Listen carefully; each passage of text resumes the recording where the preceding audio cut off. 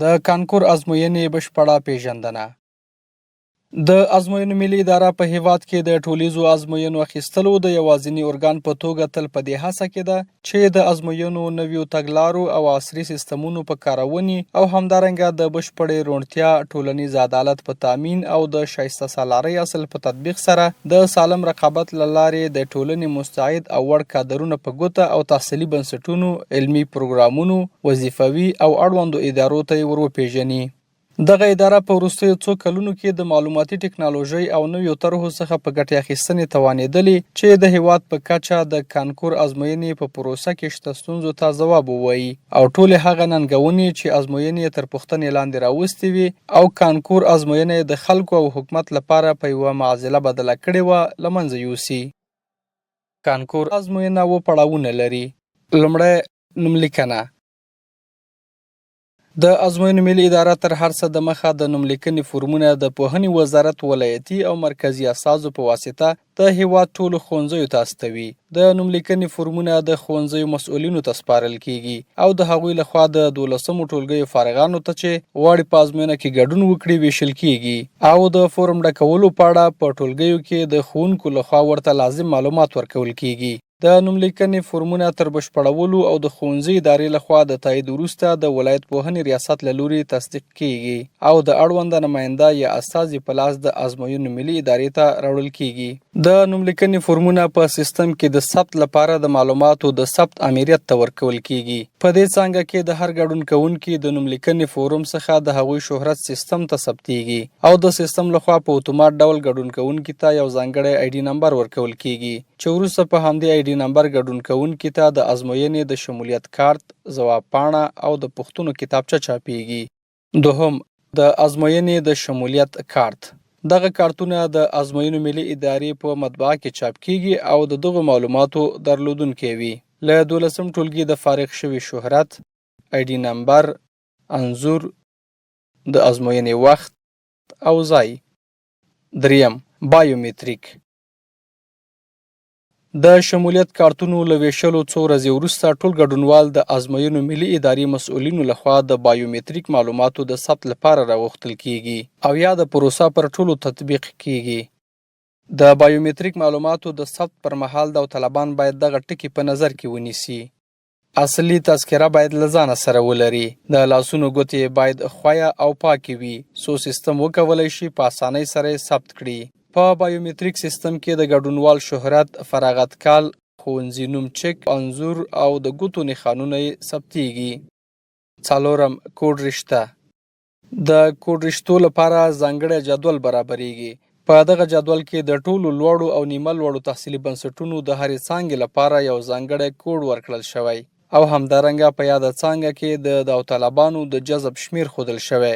د دې جدول له مخې د ازموینو ګډونوال کولی شي د خپلې خوښې 15 بېلابېل کوډونه په نښه او د ازموینې په ورځ یې په ځواب پاڼو کې ورسوي. دغه جدول څو ورځې مخکې د ازموینو ګډونوالو ته ویشل کیږي. د ازموینو ملي ادارې د پلان سره سم چې د ازموینو د پیل په اړه د پوهنې وزارت سره په تفاهم تنظیمیږي. د ازموینو د شمولیت کارتونه له ازموینو څو ورځې مخکې ټولو ولایتونو ته استول کیږي او په ښوونځیو کې د 12مو ټولګیو فارغانو ته چې د ازموینې لپاره یې د نوملیکنې فورمونه ډک کړي وي ویشل کیږي. پنځم، پوښتنپاڼه. د پوښتنو کتابچه. د پوښتنو کتابچه د کانکور ازموینې مهم چاپي سند دی او د هر ګډون کوونکي لپاره جلا د هغه په آی ډي نمبر سره چاپیږي. دغه کتابچه د 160 څلور ځوابه پوښتنو درلودونکې ده چې پکې 43 پوښتنې د ریاضیاتو، 42 پوښتنې د طبیعي علومو، 39 پوښتنې د ټولنیزو علومو او 14 د السینې یا پښتو او دري او همدارنګه د جیولوژي اړوند پوښتنې شاملې دي. د ازموینې نیټه او ورځ د ازموینو ملي ادارې ټولنیزو پاڼو، ملي راډیو ټلویزیون او د مرکزي او ولایاتو محلي رسنیو له لارې اعلانیږي. د ازموینو له پیل وړاندې د پوښتنپاڼو، ځواب پاڼو او نورو مهمو موادو صندوقونه د ټاکل شوي ممتحن پلاوي او استخباراتي مسؤلینو تر کلک نظارت لاندې د ازموینو حوزو ته په خوندي توګه لیږدول کیږي. ګډونوال د حاضرۍ له مخې د ازموینې په صحنه کې تنظیم او ځواب پاڼې ورته ویشل کیږي. د استادانو لخوا د داوطلبانو د لا پوهاوي لپاره د ازموینې طریقه، د ازموینې وخت، په ځواب پاڼه کې د ځوابونو رسولو او نورو برخو په اړه معلومات ورکول کیږي. کله چې ازموینه پیل کیږي ګډونوالو ته د پوښتنو د حل لپاره ټاکل شوی وخت ورکول کیږي او د هرې برخې لپاره جلا وختونه ټاکل کیږي. د پوښتنو له حل کولو د مخه ګډونوال باید د پوښتنو کتابچې او ځواب پاڼې آی ډي نمبرونه د شمولیت کارت له آی ډي نمبر سره وګوري او ځان ډاډه کړي چې 3 وړه نمبر سره ورته دي. که چیرې یو آی ډي نمبر هم سره توپیر ولري، د ځواب پاڼې له حلولو مخکې باید موضوع له اړونده ممتحن استاد سره شریکه کړي. ټول داوطلبان د ازموینې په جریان کې د بایومتریک معلوماتو د ثبت کارکونکو لخوا چک کیږي. که چیرې د بایومتریک سیستم له لارې داسې شخص وپیژندل شي چې د بل چا پر ځای ازموینه کې ګډون کړی، ممتحن پلاوي ته تر ورپیژندلو وروسته مسؤلینو ته سپارل کیږي او اصلي داوطلب د ازموینو ملي ادارې د درغلۍ له لایحې سره سم په ازموینه کې د ګډون چانس له لاسه ورکوي. د ازموینې په وروستۍ برخه کې ممتحن استادان ګډونوالو ته د څانګو د ټاکنې او کوډ رشتو د رسولو په اړه معلومات ورکوي.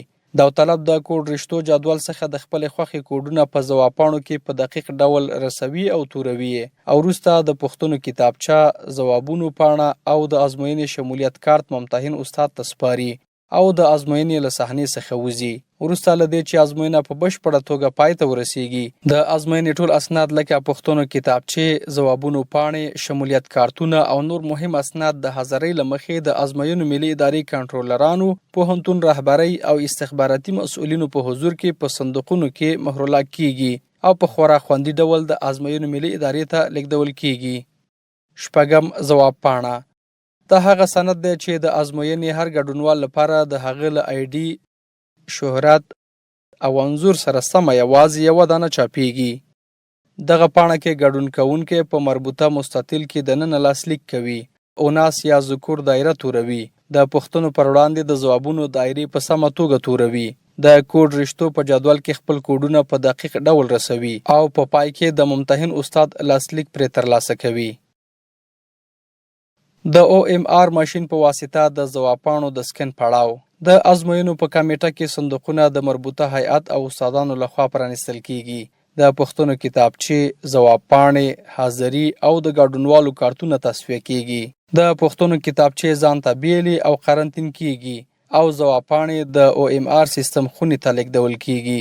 د OMR یا اپټیکل مارک ریډر یا د تورو نښو لوستو ماشین د مخصوصو تخنیکي چکونو وروسته ټوله ډیټا سیستم ته انتقالیږي.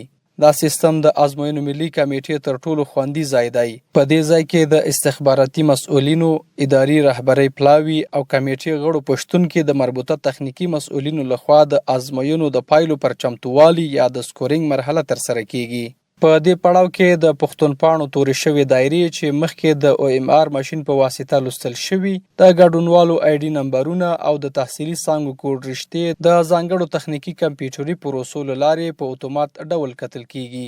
سمو ځوابونو ته نمرې ورکول کیږي او داوطلبان د خپلو انتخابونو له مخې د اړوندو پوهنتونونو تحصیلي څانګو ته ورپېژندل کیږي. پایلې. د سکورینګ پړاو نه وروسته د ازموینې پایلې بشپړېږي او د مطبوعاتي کنفرانس له لارې اعلانېږي. وروسته پایلې د ازموینو ملي ادارې په ویب پاڼه کې اپلوډ یا ځای پر ځای کیږي او داوطلبان کولی شي خپلې پایلې د آی ډي نمبر په داخلولو سره ترلاسه کړي.